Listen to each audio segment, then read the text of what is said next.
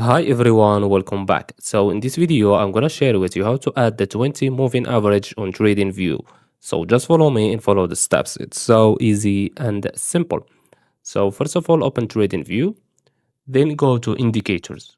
Click on it, then type moving average and choose this one, moving average simple. Click on it. Now let's close this window. And now as you can see, this is our moving average, but this is not a 20 moving average. So click on it. Go to the gear icon here, click on it, click on input, and we have here length 9, change it to 20, and click on OK. Now this is our 20 moving average. Now let's say for example you didn't like this color and you want to change it. Again, click on it, go to the gear icon, now go to style, and you will see here blue. Click on it, and you can choose any color you want. So I will change it for example to green. Click on it, and as you can see the color has been changed.